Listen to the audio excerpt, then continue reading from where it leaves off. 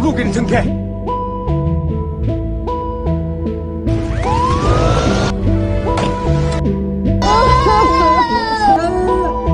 在五龙基座会更有把握。你停下来吧，我求求你了！你看，你跟机组联系一下。王部长，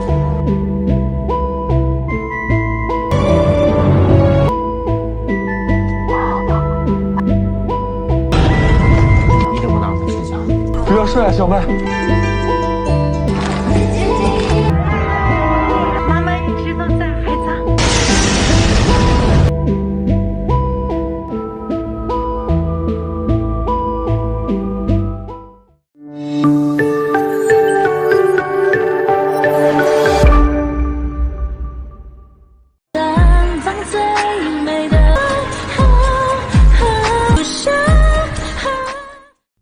Film bersetting di kota Xinjiang, Cina, tepatnya desa Hotan pada 30 April 2021 silam. Seorang bocah 7 tahun bernama Merdan sedang berlatih nari bersama sekumpulan bocil-bocil unyu di sekolah. Sang guru yang gak kalah unyu bilang sama Merdan yang berperan sebagai pohon untuk tidak ikut menari. Dengan cerdas Merdan membalas, lirik lagunya bercerita mengenai burung dan pohon yang saling berkomunikasi, jadi sah-sah aja dia menari. Bubar sekolah, Merdan diberi permen oleh cinta monyetnya. Di saat bersamaan, mama dan abangnya bernama Abdu sedang bertengkar di depan sekolah karena Abdu yang baru punya SIM berniat keluar dari desa untuk kerja di kota. Hal itu ditentang mamanya yang pengen anaknya tetap bersama keluarga, apalagi adiknya masih kecil. Kedatangan Merdan menyudahi keributan mereka. Abdu diminta mamanya buat antar balik adiknya dulu sebelum mereka berdua berangkat kerja ke kebun. Namun permintaan itu ditolak sebab dia tahu adiknya pengen ikut.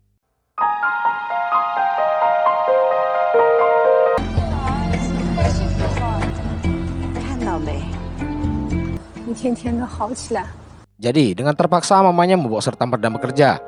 Abdu terlihat masih kesal dengan penolakan mamanya sambil duduk di atas sebuah traktor yang menyala. Sedangkan adiknya asik bermain baling-baling bambu. Akibat putaran yang terlalu kencang, mainannya jatuh di balik traktor. Namanya anak kecil, Merdan berpikir praktis. Alih-alih memutar ke balik traktor buat ambil, dia masukkan tangan ke celah mesin rotator buat mengut mainannya. Di saat inilah kecelakaan terjadi.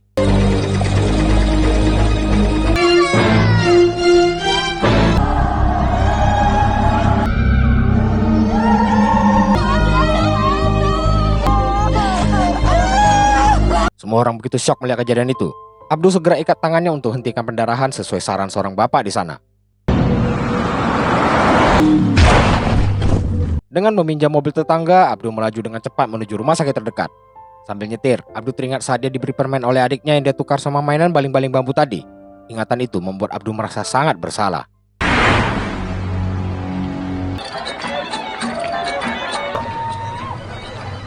Sampai di kota, jalanan macet parah karena ada festival. Di suatu gang sempit, Abdu terus klakson untuk minta dibukakan jalan. Seorang bapak marah dan bilang itu jalur khusus pejalan kaki. Dia datangi mobil tapi saat lihat kondisi Merdan serta potongan tangannya, si bapak minta Abdu tunggu agar dia bisa bukakan jalan. Dengan menggunakan toa, si bapak baik hati ini memberitahu kondisi Merdan dan mengkoordinir warga agar Abdu bisa lewat. Seraya berterima kasih, Abdu segera melajukan kendaraannya.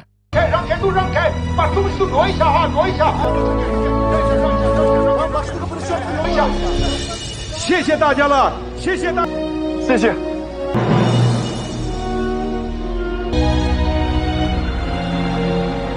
Walau keadaan lampu merah, Abdu tetap melaju dengan melawan arah. Seorang polwan yang berada di sana langsung menghentikan mobilnya. Abdu minta toleransi karena keadaan emergensi. Si polwan yang ngecek sendiri segera melapor ke pusat untuk minta menghubungi rumah sakit. Komandannya suruh ambulan datangi mereka dan diberi titik temu agar si anak bisa segera ditangani. Si polwan juga dikasih tahu titik terbaik agar terhindar kemacetan.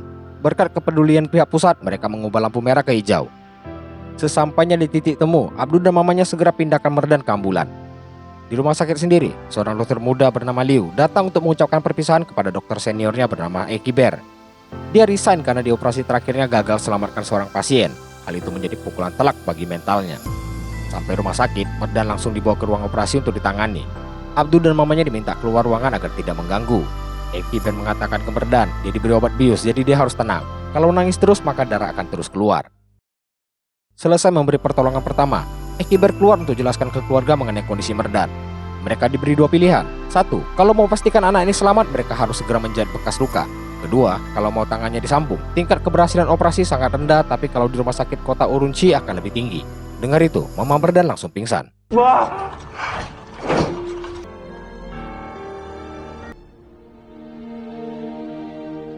Kini sisa Abdu yang harus membuat keputusan. Ekiber minta dia cepat konfirmasi karena ini menyangkut nyawa adiknya.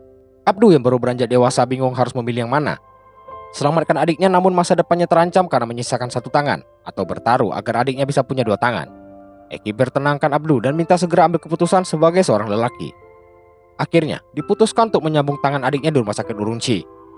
Ekiber langsung hubungi dokter spesialis di rumah sakit Urumqi bernama Dr. Lin.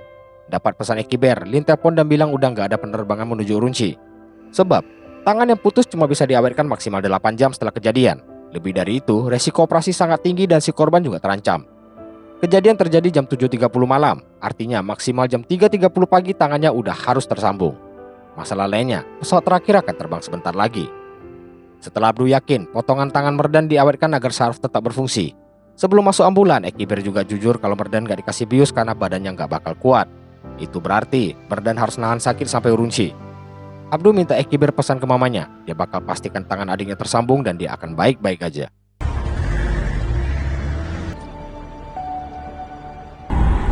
Sementara itu di pesawat, kepala pramugari bernama Lia sedang video call sama anaknya. Aktivitas lain ialah seorang anak urakan di ruang tunggu yang gak peduli dengan sekeliling. Hal itu membuat papanya kesal. Setelah itu, semua penumpang mulai memasuki pesawat China Southern dengan dipiloti kapten bernama Xie. Di sisi lain, ambulan masih dalam perjalanan menuju bandara.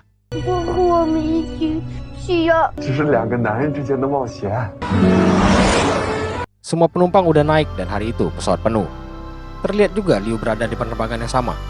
Pesawat sendiri bersiap take off setelah mendapat izin dari menara pengawas.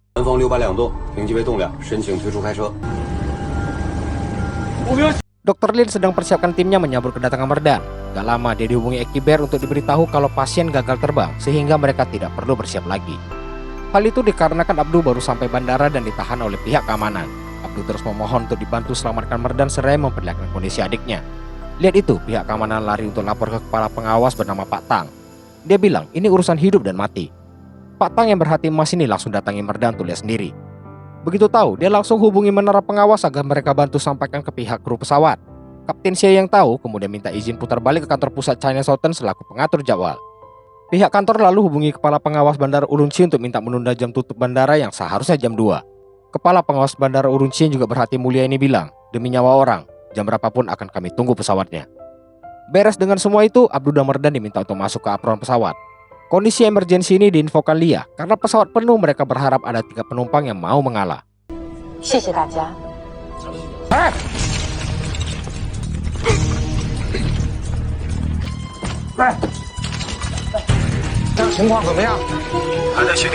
Karena belum ada yang bersedia, Abdu terpaksa menunggu di pintu apron sambil menanti ada yang keluar dari pintu pesawat. Belum adanya penumpang yang ngalah, Lia dengan terpaksa memilih 3 nama untuk diturunkan. Tapi 3 orang yang dipilih itu adalah bagian dari tim orkestra yang akan tampil besok, jadi nggak bisa dipisahkan. Sehingga terjadi perdebatan pesawat. Padahal waktu terus berjalan di mana setiap menitnya sangat penting untuk Merdan. Di tengah perdebatan sengit tersebut, bocah urakan di ruang tunggu tadi menyudahi semuanya dan bersiap mengalah demi selamatkan nyawa orang.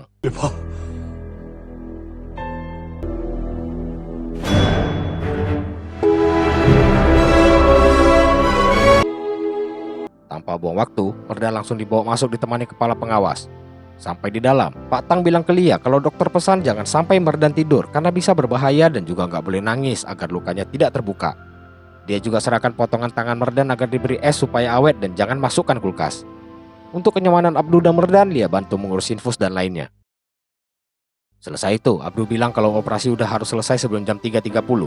Dapat pesan itu, Lia kabarkan kepada Kapten Xie. Sampai di sini, selesai tugas Pak Tang. Lalu, gak lupa Abdu kabari Ekiber kalau mereka udah di pesawat. 人的生命是第一位的，以后再碰上，还得这么干。跑道2九，跑道头定时灯掉头。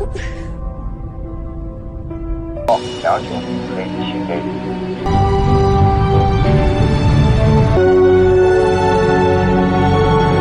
喂，师长，两兄弟已经上。 Kini, semua bergantung pada seberapa cepat pesawat bisa sampai tujuan, karena Dr. Lin kembali bersiap setelah dapat kabar dari Ekiber. Demi menghemat waktu, Kapten Xie minta izin memotong jalur ke pihak bandara Urumqi. Jalur yang akan mereka potong adalah wilayah milik Angkatan Udara. Oleh sebab itu, bandara Urumqi menghubungi markas Angkatan Udara untuk minta izin akses. Tanpa ragu, Komandan Angkatan Udara memberi izin dan minta semua pesawat tempur untuk buka jalur agar pesawat China Southern bisa berbelok. 右转直飞替我副上空。 Dengan begitu, dari total 1.400 km penerbangan Hotan ke Urumqi, kapten bisa memotong 140 km. Itu artinya dia bisa menghemat 10 menit. Di bagian kabin, Lia yang antar minum untuk Abdul lihat bekas luka Merdan berdarah. Lewat speaker, mereka meminta bantuan apabila ada dokter atau perawat di pesawat. Liu yang seorang dokter malah mengalami pergumulan akibat mentalnya yang rapuh. Dengan terpaksa, Lia minta Abdul percayakan mengganti perban Merdan padanya. Lia sebenarnya nggak sanggup waktu lihat bekas luka Merdan. Namun, sebagai seorang pramugari sekaligus seorang mama, dia berusaha lakuin. 不疼啊，阿姨很快马上。会有一点点痛，好吗？一起去恐龙山。 Liu sendiri sebenarnya merasa terpanggil, tapi waktu dia mau bantu, proses ganti perban udah selesai. Beres mengganti perban, Lia balik ke pantry dan menangis karena nggak tega lihat Merdan.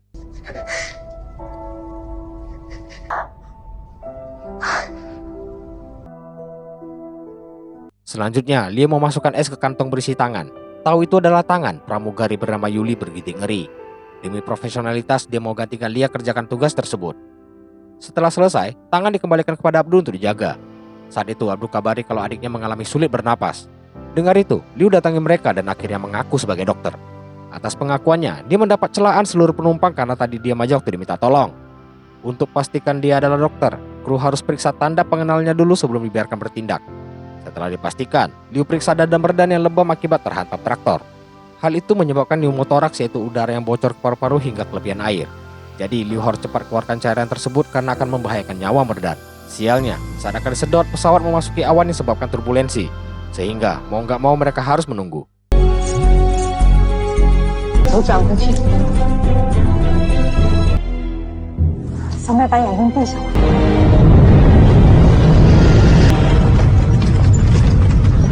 速度加入，颠簸速度0.6。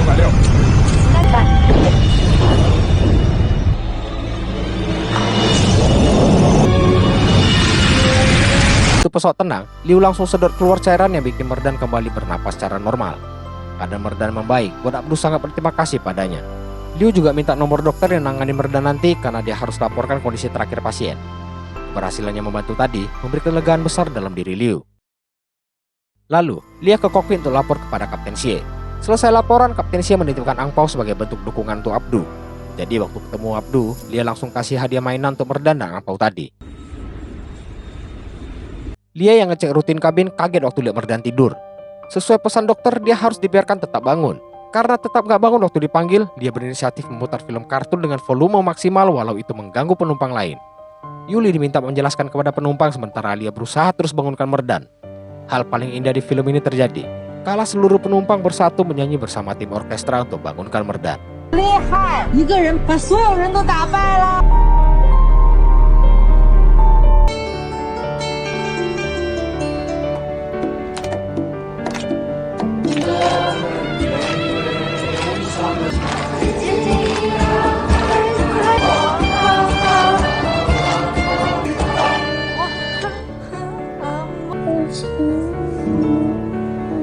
妈妈一直都在，孩子。妈妈在。 Merdan akhirnya bangun dan mencari mamanya. Di momen inilah jiwa seorang mama Lia bertindak. Dengan berpura-pura menjadi mama Merdan, dia terus semangati sang anak untuk bangun. Saat Merdan bangun sepenuhnya, dia berdiri di kabin untuk mengucapkan terima kasih kepada seluruh penumpang yang dibalas kata-kata penyemangat dari mereka untuk Merdan dan dirinya.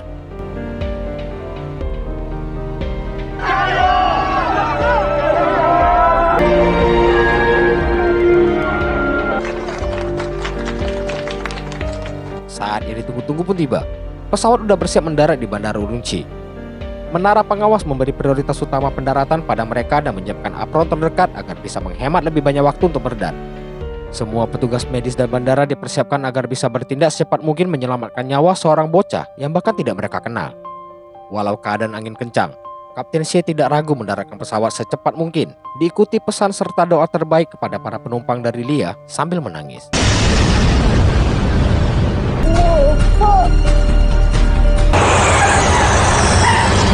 次航班的延误，我们深感平安顺利。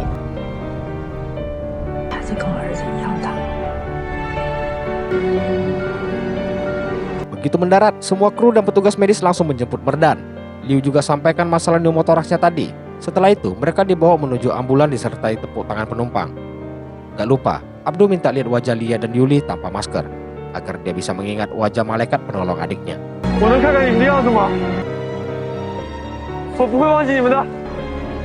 Dan selesai sudah tugas pilot dan kopilot China Southern kali ini yang jelas akan menjadi penerbangan terbaik mereka. Begitupun dengan Liu. Atas kejadian tadi, dia hubungi Ekiber untuk sampaikan perasaannya dan berharap kelak Ekiber sudi menerimanya kembali. 220，这里是交通指挥中心。 Dr. Lin dan tim yang udah bersiap langsung lakukan diagnosa awal untuk lihat apakah bisa menyambung kembali tangan Merdan. Kemudian mereka juga memeriksa potongan tangan Merdan buat pastikan sarafnya masih berfungsi. Walau terdapat masalah, Dr. Lin minta operasi segera dilakukan. Merdan dibawa ke ruang operasi sambil disemangati Abdu yang gak boleh masuk. Namun, Merdan membalas dengan memberi tanda jempol ke abangnya sebelum pintu ruang operasi menutup.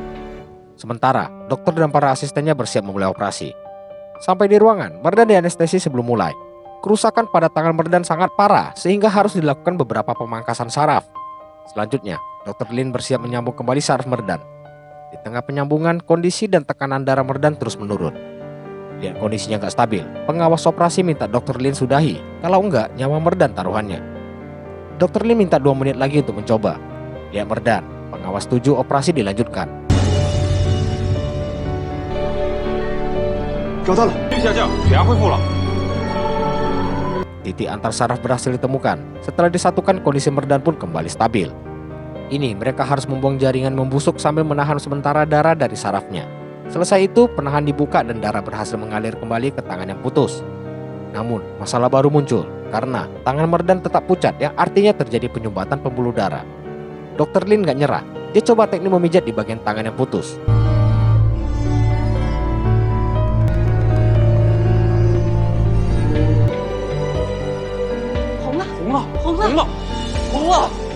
Akhirnya, tangan tersebut perlahan menjadi merah. Berarti aliran darah udah lancar dan operasi berhasil tepat pada pukul 3.30 pagi. 手术成功了。祝他孩子怎么样了？我得去看看那孩子。 Paginya, Dr. Lin yang baru tidur 5 menit terbangun dan mau periksa kondisi Merdan. Di sisi lain, Merdan juga bangun dan langsung tersenyum begitu tahu tangannya kembali tersambung. Abdu yang dengar adiknya manggil langsung datangi dan kasih hadiah mainan dari Lia. Gak lama, Dr. Lin masuk disertai mama mereka.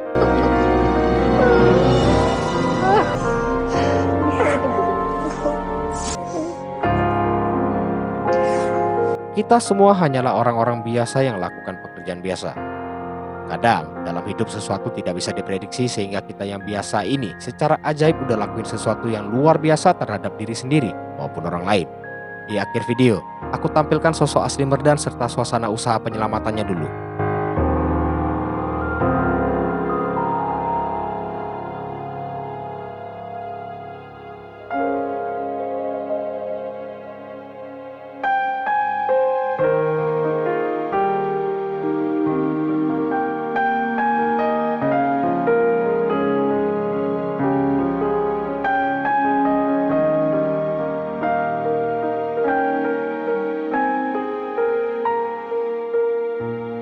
Tamat. Aku cuma bisa bilang ini kisah nyata yang difilmkan. Aku nggak tahu mau closingan apa. Demikian review kisah nyata yang terjadi 2021 lalu ini. Sekian dan terima kasih.